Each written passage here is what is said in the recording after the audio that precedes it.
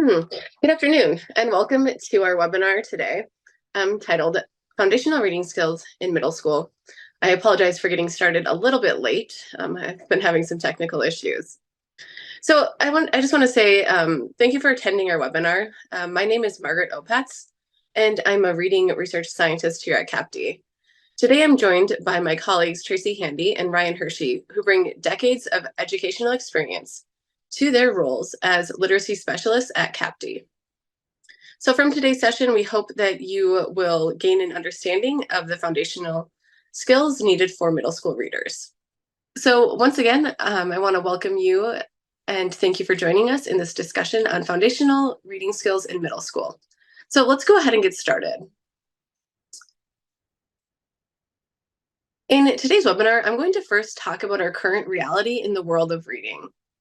Second, we will define the science of reading and then use it as a guide. Third, we'll go over how we can really inform reading intervention specifically for middle school students. Then we'll take a look at the foundational reading skills and the implications of those skills for instruction. And then finally, we'll leave some time at the end for questions and answers. So first off, I want to just take a quick look at our current reality in middle school reading intervention. And Ryan, who is a reading interventionist here at CAPD, is a former middle school reading interventionist. And I've invited him into kind of this conversation where I'm going to ask him a couple of questions, and he's going to kind of like paint the picture for what his role as a reading interventionist looked like at the middle school. So Ryan, thanks for joining us. I have a couple of questions for you. So first, can you just tell us a little bit about what was your role at the middle school? Yeah, so I served as a 5th and 6th grade ELA classroom teacher. And in the last 4 years, I was asked to be a reading interventionist for the Title I program there. Great. So we know that the science of reading is kind of this buzzword everywhere within the world of education. So how did the science of reading impact your work as a middle school teacher? Yeah, if you asked me that 5 years ago, I would say that it didn't have any impact on me as a middle school reading teacher, because I viewed reading comprehension as a standalone skill, not knowing the depth of skills and knowledge needed to produce proficient comprehension. I felt very comfortable supporting students with comprehension strategies, but as a middle school trained teacher, I had little understanding of the foundational skills that are below the surface of comprehension. So I think what you're kind of pointing out is, this iceberg analogy where we can see reading comprehension, but we don't necessarily know what's impacting it. So let me ask you, what's the number one thing that would have supported you in supporting middle school readers? If I had to choose one thing, I think the obvious answer is better data. It's a teacher's most valuable resource, and unfortunately, most middle schools don't have the tools or resources to gather data on their students' foundational reading skills. We're asking teachers to become data analysis experts and skilled interventionists. It's hard to expect expertise when teachers are given vague, unusable data and one-size-fits-all curriculum resources. And that's precisely what I was working with. I mean, that sounds difficult. So what did you do without having that valuable data that would really help you determine like what students needed for intervention? Yeah, let me give you a very specific scenario. I had 11 fifth graders sitting in front of me, and I could tell they had significant struggles to comprehend texts. So I tried to implement what I was trained to do, teach comprehension strategies with scaffolding. It turns out I was teaching them to compensate for their needs instead of intervening and meeting the need. I remember specifically doing a summarizing activity where I asked these students to highlight the most important word in a paragraph, and then we'd compare our choices. And I think I told them it's a good sign if a lot of us pick the same word. Well, 4 of them all chose the same obscure word. And I asked these students, why did you choose that word? And I remember they said, well, it was a big word I didn't know, so I figured it was important. And then you're probably wondering how I helped them after that. Did we attack that unknown word with syllabication rules, its meaningful parts and nuances? Sadly, I have to say no. I told them, you should have selected this word because that's what the whole paragraph's about. As a teacher, middle school teacher, I was doing the same thing as them. I was compensating for my lack of foundational reading resources. And that helped me realize that my intervention was a disservice to these readers. Maybe the most important words I spoke as a middle school teacher trying to meet the needs of struggling readers was, I don't know what to do, but I'm going to try to find out. Yeah, that's great. I mean, having the right attitude is really important. But I also think that we can probably all, as former teachers, think about a time where we were in a similar position. So since you didn't have the specific resources that you needed, what did you end up doing? Well, luckily, the small district I worked in housed K-8 all in the same building. So I literally ran, jogged, walked fast down to the elementary reading specialist and told her, these middle schoolers don't know how to read and I don't know how to help them. And she handed me some spelling inventories for starters. And the next day I went back, saw my fifth graders, administered those, and then did the same exact thing. Ran back down to her, said, okay, here's the results. Now what do I do? And this same routine, me running back and forth down the hall, getting all those steps, continued for the next 2 years. And were those interventions helpful? Yeah, I was learning all these new foundational strategies along with the students. It was life-changing for me as a teacher and for the students as readers. I think it was for them too. It turns out some of the students already had some of these decoding strategies, but in middle school, I wasn't asking them to activate them. They'd read the first syllable and then guess at the rest of the word based on the context. It was really training them, helping me train them to slow down and get back to the decoding skills they'd been taught. We did a ton of work with prefixes and suffixes and morphemes, and they began self-regulating the use of their word analysis skills. They showed substantially more growth than their peers that weren't in this intervention on their reading comprehension benchmarks that we took. But maybe most important, they were motivated and engaged as readers because they felt empowered being able to self-regulate their foundational skills. And I mean, I think that's so important, being able to regulate foundational skills. So thanks for sharing, Ryan. I think that a lot of middle school teachers find themselves in a similar position. In my work with teachers, I definitely hear similar sentiments. And I think too, the latest NAEP results would agree that middle school readers and then also middle school teachers are just a little bit confused about what to do. So on the latest NAEP results, we know that 36% of eighth graders were proficient on the reading assessment. So maybe you find yourself in a similar position as Ryan found himself. And today what we're going to move into is what we can do to really support middle school readers who struggle with foundational reading skills. So to do this, we're going to take a look at how we can really use the science of reading to help inform instruction for middle school readers who require instruction in foundational reading skills. I really do want to make that note explicit because we're talking about students who still need foundational reading skills support throughout this webinar. So this isn't for students who are already using their foundational reading skills to do deep level comprehension and more deep analysis of text. We're really talking about students who have been identified as struggling with reading and often need support within their foundational reading skills. So with that being said, I think with any reading intervention, it's really critical for us to use what the research tells us from the past 50 plus years of the science of reading research to really help guide our instruction.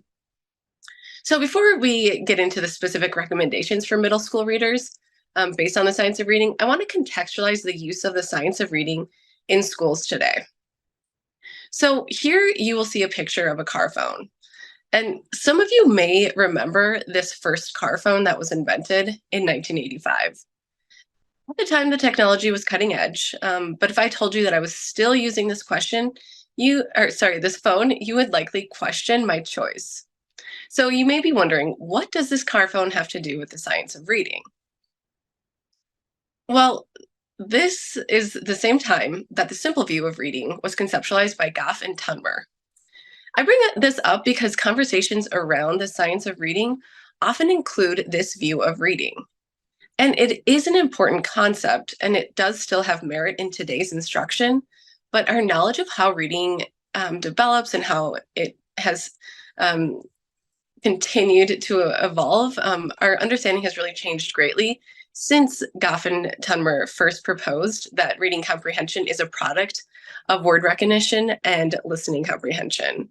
It's important to note that listening comprehension was later changed to language comprehension. And I will say that both of those concepts are still within today's framework. But since we know that the science continues to evolve, it's important for us to continue to evolve as teachers as well. So let's go ahead and take a look at the next time period. So this was my first phone as a teenager, and it still somewhat resembles a flip phone, but it does look outdated compared to the phones that most of us use today. So again, at the time, this phone, the technology that was available was cutting edge. And this connects to another major concept that's presented to the reading community and is still referred to today. So I'm talking about the reading rope. And this was conceptualized by Hollis Scarborough in 2001. And this concept really helped to illuminate how many strands weave together to create this skilled reading. Within Scarborough's heuristic, you see the influence of the simple view of reading with the broad categories of those strands labeled as word recognition and language comprehension. However, Scarborough included additional skills in her conceptualization based on the advances in what the field of reading knew at the time as compared to 1986.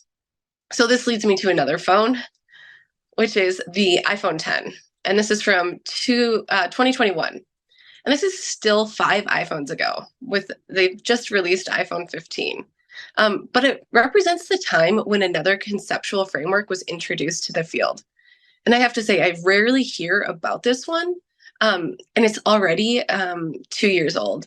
So I'm referring to the active view of reading, which Nell Duke and Kelly Cartwright presented to the reading community in 2021.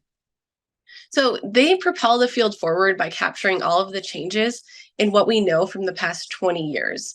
So they're specifically integrating cognitive science and self-regulation research, among others.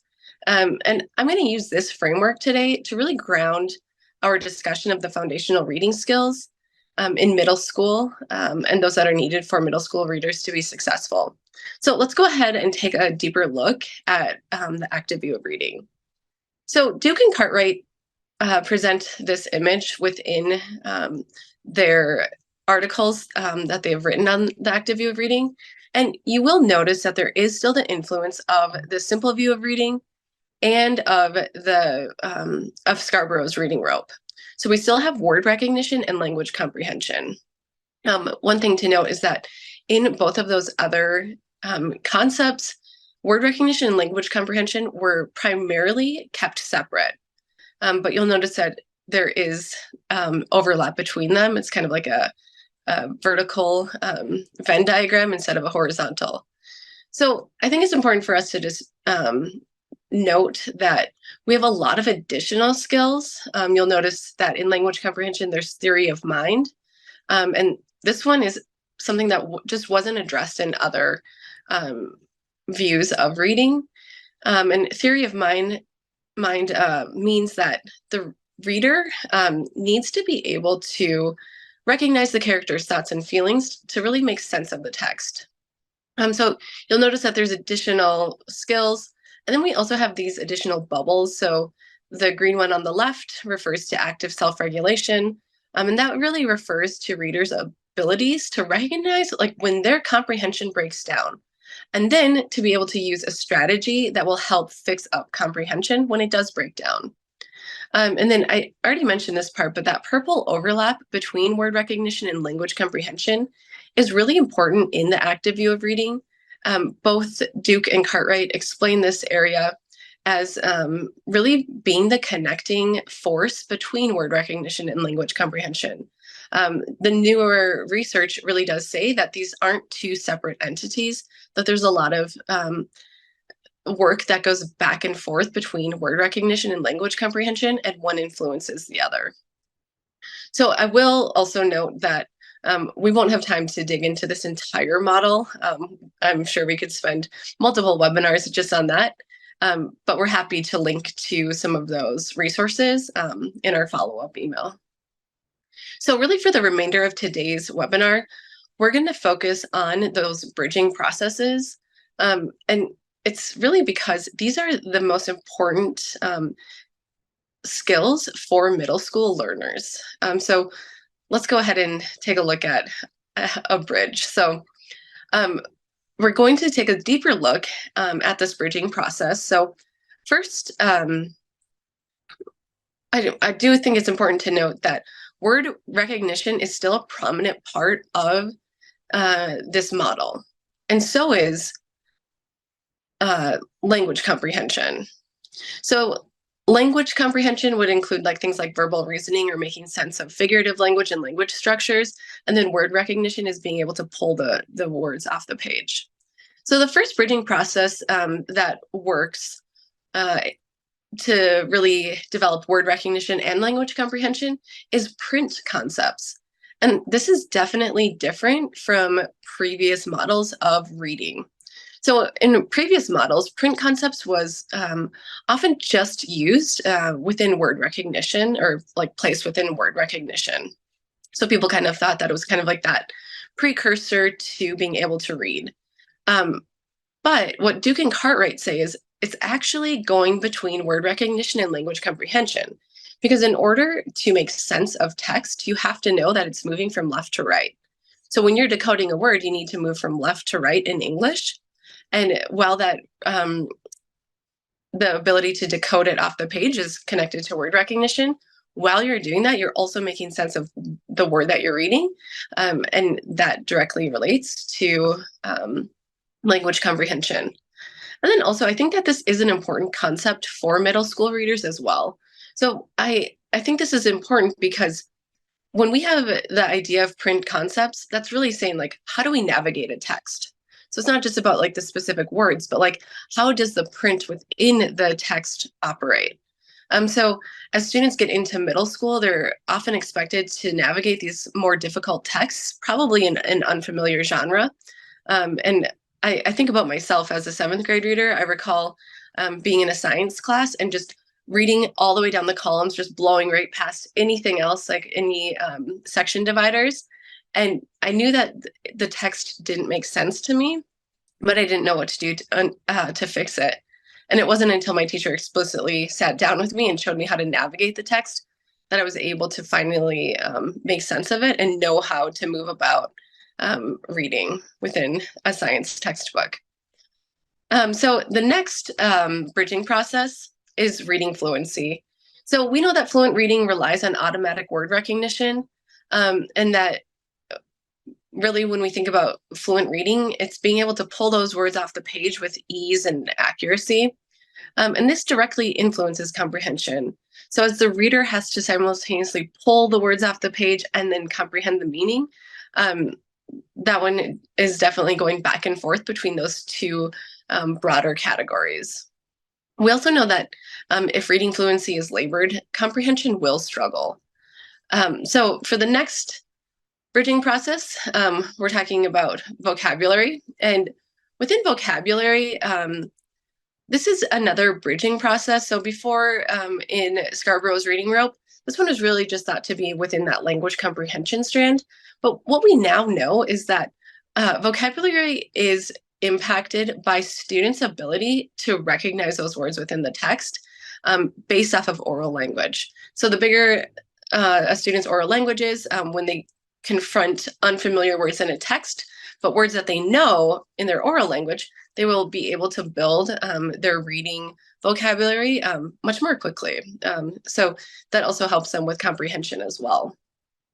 So then when we think about the next one, which is morphological awareness, the same concept is true. So if students know the meanings of prefixes, suffixes, and roots, it will help them decode new words and make meaning of them at the same time.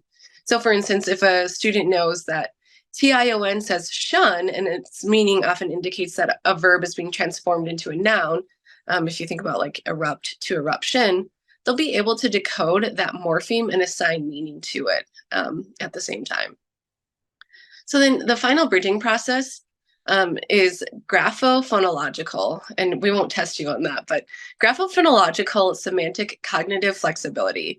And this is a really big way of saying that students must remain flexible when decoding words and simultaneously construct meaning of the words that they're lifting off the page. So being flexible is developed through explicit instruction, and it helps students make those connections between the sounds in the word and meaning. And I think this is a really important concept when we think about those words that have multiple meanings and sometimes change pronunciation based off of the part of speech. And then I just want to make note of one more thing within the active view of reading. The emphasis is really on the reader. So the reader's placed at the center of the model, which reflects the active nature of reading.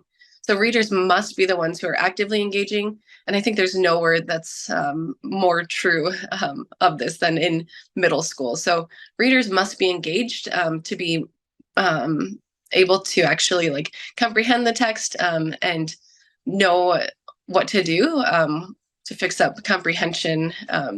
So it really does place the emphasis on the reader. So next, I'm going to discuss how we can inform reading interventions for middle schoolers. And I have some data on this next screen. So as Ryan had mentioned in the conversation that we had at the beginning of the webinar, he did lack meaningful data to illuminate the specific foundational skills that students needed. So we believe that you should have a sound diagnostic, and this aligns with what the science of reading says as well. We should be able to pinpoint what students need, specifically in their foundational reading skills, and then from that specific information, we can plan instruction that will lead to better outcomes for students. So one diagnostic reading assessment that we're going to refer to today is CAPD Assess with ETS Read Basics. This one includes 5 foundational reading skills and then basic reading comprehension. So as far as our recommendations in terms of informing instruction, we are going to rely on What Works Clearinghouse and the panel's recommendations from that for secondary readers. So Sharon Bond and a bunch of her colleagues called the research and determined that for middle school reading interventions, there are 4 practices that are really important. So the first is that students are taught how to decode multisyllabic words. The second is that there's fluency instruction to really help students read effortlessly. And then the third one is that comprehension is also part of the instruction. So you're teaching students how to make sense of the text. And then the fourth is that students should be provided with difficult texts. So for so long within the intervention world, we were using text that was at instructional levels, but not at this challenging level. And what we know now is that students really do need to have text that mimics the difficult text that they'll find within their content area classes. So those are the 4 recommendations, and we'll return to those later on. But from here, I'm going to pass it over to Tracy and Ryan, who are going to discuss the foundational reading skills for middle school students. And throughout this section, they'll be focused on those bridging processes conceptualized by Duke and Cartwright. So we'll use those kind of as our guide as we move forward. Thanks, Margaret. So recent research from Wang and his colleagues at ETS used Read Basics data and found what they call a decoding threshold. So you'll see on the slide there an image that represents this decoding threshold. And what it suggests is that students above the threshold have improving reading comprehension scores, whereas students below the threshold have a flat line in reading comprehension scores. So some important implications from the decoding threshold. You can see here on the screen, but the implications are significant. Districts shouldn't assume that students have mastered decoding after they graduate from elementary school. Decoding needs to be assessed for struggling reading across all grades. To improve scores across all subjects and grades, focus on students with low decoding. Districts should also focus on the students who are below or near that threshold. Students usually can self-teach themselves vocabulary, but not those students that are below the threshold.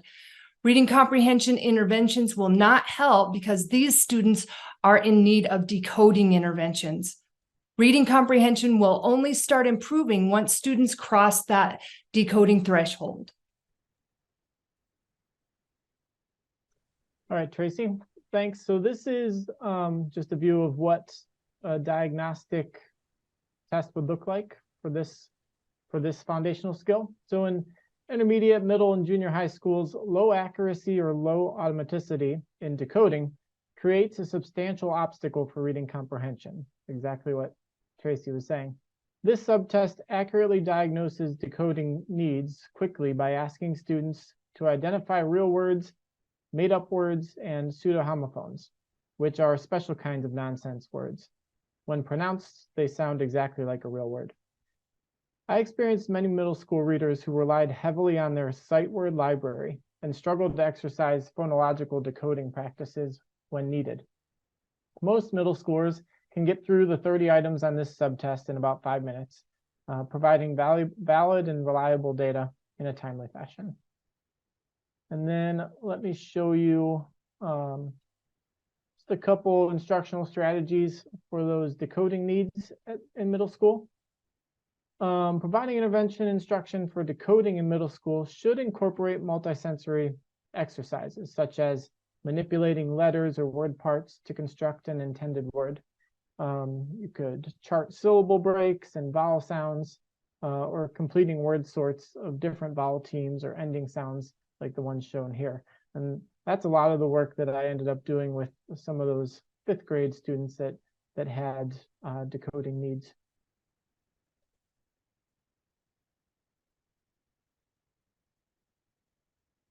Okay, so moving on to vocabulary, which is another essential foundational skill, even at middle school. Vocabulary falls into the bridging process on the active view of reading that, if you remember Margaret showing us that model. Many people associate vocabulary knowledge exclusively with language comprehension, but vocabulary is also related to word recognition. Vocabulary knowledge is part of what enables us to know which word pronunciation is correct and also to monitor if that word makes sense within the context of the sentence. These kinds of links among phonology, orthography, and words' meanings or vocabulary are at the heart of what's called orthographic mapping, which is the linking of words, spellings, pronunciations, and meanings in memory. Orthographic mapping enables readers to recognize words at sight. So you know that middle school students are likely to encounter many unfamiliar words. So if we think about the words that students need to know in order to really know a word, we're going to put some numbers to this. So taking a look at this slide, you'll see that kindergartners come to kindergarten with about anywhere from 5,000 to 10,000 words. By grade 3, they should know 10,000 words. At grade 8, that increases to 25,000 words, and the high school graduate needs to know 50,000 words. So what are some of those instructional implications you can see on this slide? There is that students need to learn about 10 words a day. They will need to add 2,000 to 3,000 words a year to their reading vocabularies. Notice that 5th grade students may know thousands more words than other students in the same classroom. Good readers in 3rd through 9th grade will read approximately 1 million words of text a year. So can we teach all of those words? Certainly not. That's why we need a variety of good instructional strategies that include both explicit and implicit teaching of vocabulary words. And we also need to know what level of vocabulary knowledge each of our students comes to the classroom with. So let's take a look at this chart from Beck and colleagues. They identified 5 levels of word knowledge. So we all have basically the same levels of word knowledge as we're reading. Either we don't have any knowledge, we have a general sense, or sometimes we know like it's a positive or a negative connotation. Sometimes we know a narrow or a context-bound knowledge, like I know this word in this context, but not in another context. The next level would be having knowledge of a word, but unable to readily recall it enough to use it in appropriate situations. You know what that feels like. Rich and decontextualized knowledge of a word's meaning, its relationship to other words, and its extension to metaphorical uses is the prize there. That's the highest level of a word knowledge. So as you can see in this 8th grade passage here, I want you to just scan that and think about where you might put the highlighted, underlined words into the chart for yourself. So just going to give you just a half a minute to do that. So one of the things we also know from Beck and colleagues is the 3 tiers of words. So tier 1 words, most students are going to need very little instruction on these words by middle school. However, in this passage, I identified the following tier 1 words: waves, beach, and second. I thought those were tier 1 words, but I also noticed that they all have multiple meanings, so some of my students might need some support there.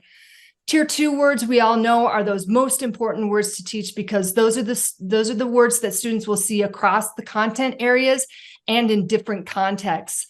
I chose some tier 2 words here that I thought were important. Frequencies, that variation of word appears 8 times throughout this paragraph. Transferred and transmit and transfers, and other tier 2 words: generated and measuring. I also identified 3 tier 3 words, and those are content-specific words that certainly do need to be explicitly taught, but probably won't be given the same attention as those tier 2 words. And I identified hertz, gigahertz, and GHz.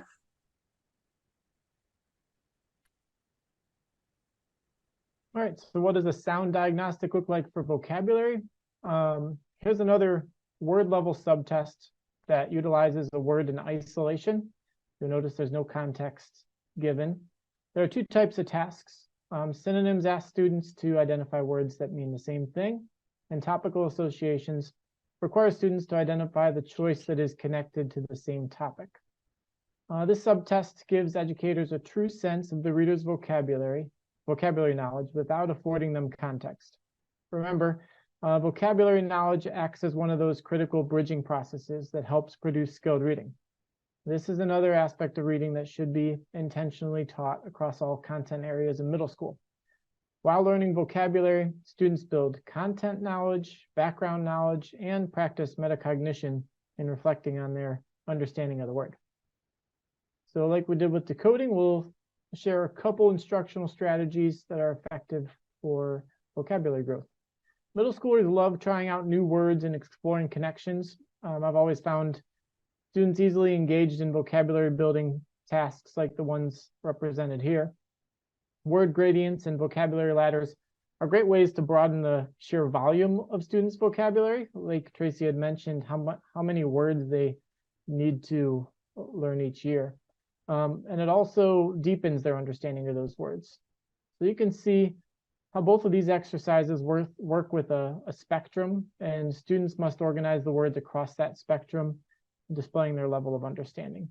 There's a ton of vocabulary work materials out there, including Tim Rosinski's vocabulary ladders. He has a ton of those across a number of grade levels.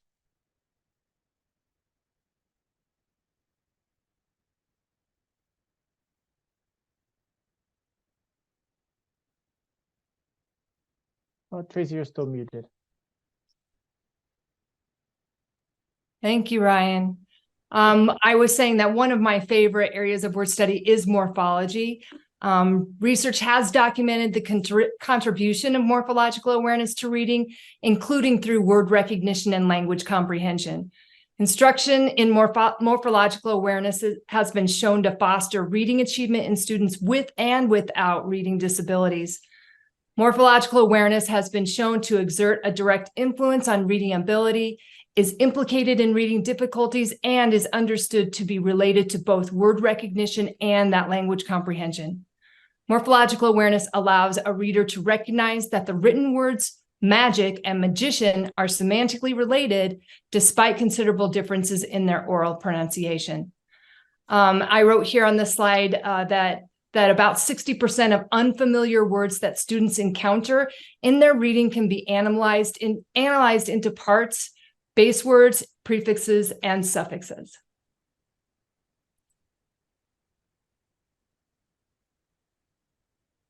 So prefixes and suffixes are powerful aspects of morphology. Our job as reading teachers is to create an awareness of morphemes. This awareness will strengthen students' word recognition and spelling. It'll help students develop richer and deeper vocabularies and improve comprehension in writing.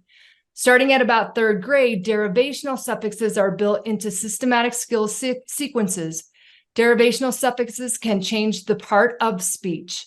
Morphological awareness continues to grow as students learn the role of, say, ly on the ends of adjectives or er added to nouns or adjectives. The first prefixes students build an awareness of are ones that can be attached to common Anglo-Saxon words, such as re as in reread and un as in untie.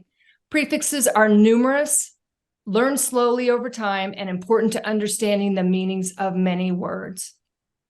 So by the numbers in the chart here on the slide, there are 9 prefixes, and they make up 76% of all prefixed words. And these 6 suffixes in the chart make up 80% of all suffixed words.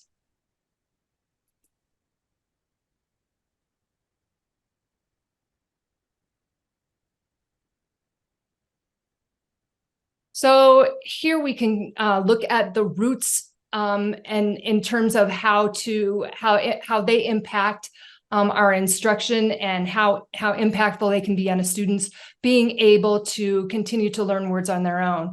So consider the implications of explicit instruction in roots and combining forms as part of a multi-component reading program for our middle school students. Latin and Greek combining forms are classified as bound morphemes. Instruction designed to build awareness of these morphemes starts in earnest around 4th grade and continues for several years. Once the grapheme phoneme decoding work during these earlier phases is complete, students can decode new words by syllable and morpheme. Now is the perfect time to build the orthographic mapping for meaningful units within words. Middle school students will see thousands of words in print that they have never seen before, and deeper morphological awareness translates to richer reading, comprehension, and writing. And you'll notice here on this slide that just the 14 Latin roots that you see in that first column, used in conjunction with other morphemes, can unlock the meanings of 100,000 words. As you may have guessed, there's another assessment for morphology. And this is the final word level subtest in the Read Basics battery. And this one actually provides students with a little bit of context. You can see the item sample there on the right. So this is yet another foundational skill that falls into that ever important bridging process. In the example of the test item on the right, students must first decode the word and then recognize the prefix or suffix that the sentence calls for. Morphology skills allow students to analyze patterns in prefixes, suffixes, and roots. When the learner recognizes these nuances, it fires connections with other parts of the brain. Middle school is a perfect time to give those bridging processes a rigorous workout. And here's a couple suggestions of how to do that. The resource, so morphology skills can be grown through building word practices that ask students to add, subtract, and substitute morphemes while considering the effect on the word's meaning. The one on the left is a book that gives a script, an oral script for different root word families, where it would provide a word like annual to start with, and the teacher would verbally tell the students, now add the prefix bi to the word annual. And what word do you get?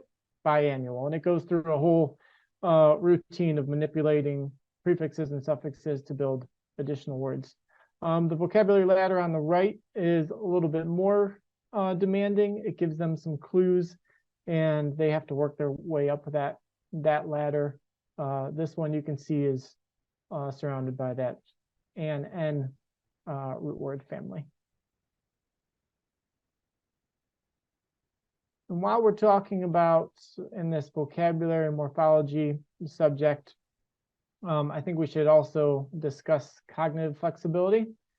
It's another bridging process that's strongly connected to both of these word skills.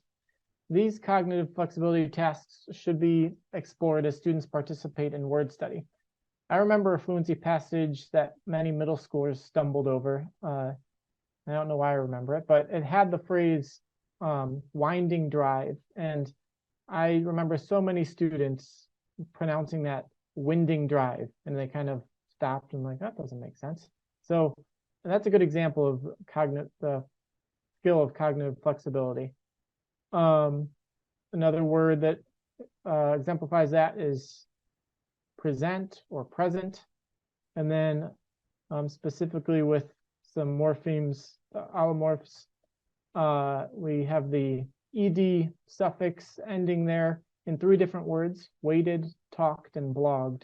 It makes a different sound, even though it's spelled the same.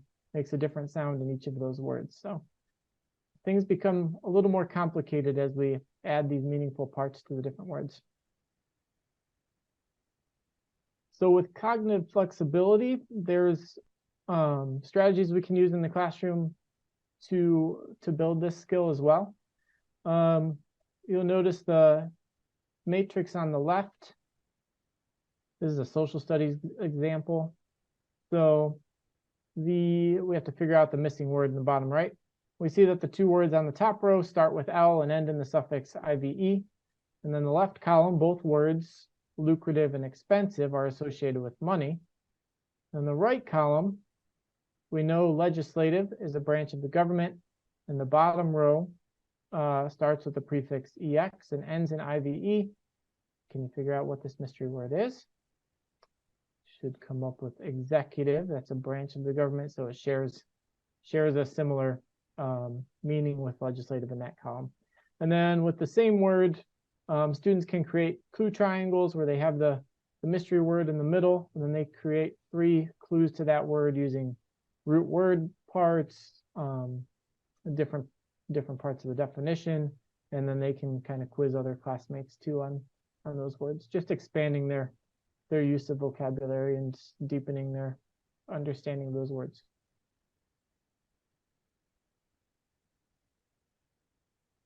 Okay, so shifting now to reading fluency. One of the most critical components of proficient reading is developing fluency or efficiency.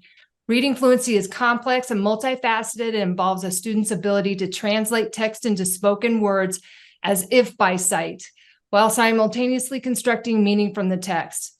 Fluent readers are able to accurately decode text automatically and for long periods of time, even after periods of no practice, and are able to generalize skills across a variety of texts.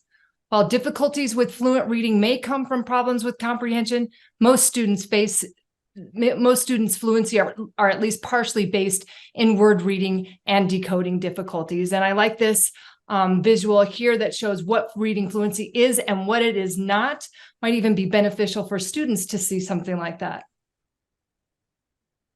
Okay, so oral reading, we know what the importance of oral reading is, but after 4th grade and beyond, we want students to transition to silent reading. So we want that at this point, they should be reading faster with equivalent comprehension silently without the added support of oral reading. We know that silent reading is the primary mode of reading for proficient readers beyond fourth grade, and silent understanding rather than oral reading is the literacy benchmark in knowledge-based societies.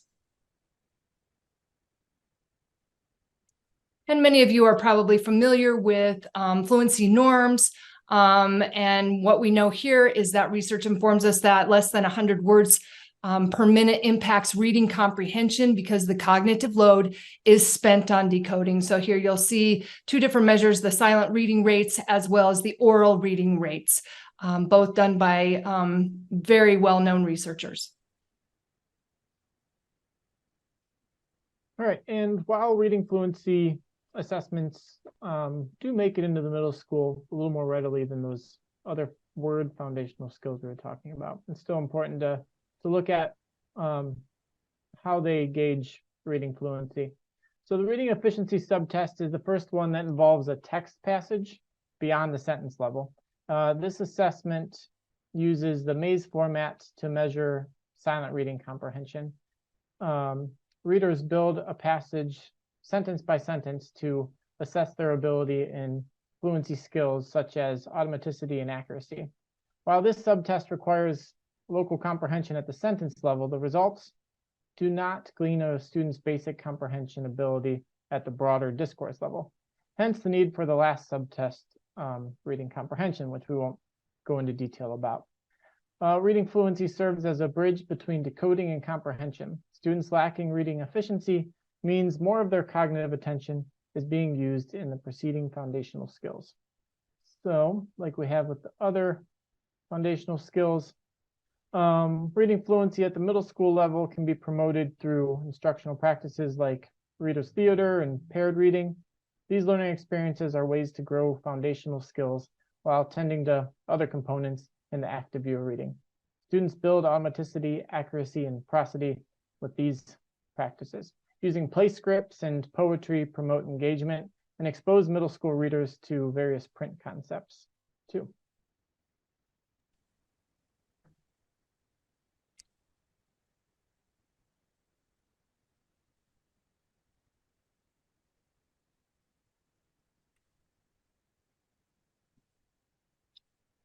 Great. So now that we've discussed the foundational reading skills needed for middle school readers to be successful, I'd like to share some recommendations for interventions that research has found to be effective.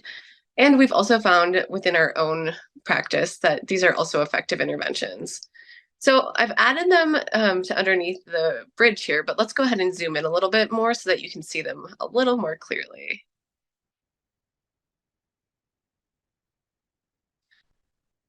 Perfect. Thanks, Ryan.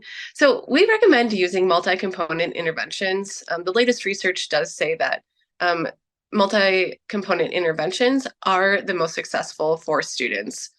So these are interventions that address multiple reading skills, such as like word analysis and fluency. And like I mentioned, we recommend these because they do yield better results than isolated skill interventions. So these recommendations that we have here are also included within the What Works Clearinghouse Guide that I had previously mentioned that was led by Sharon Vaughn.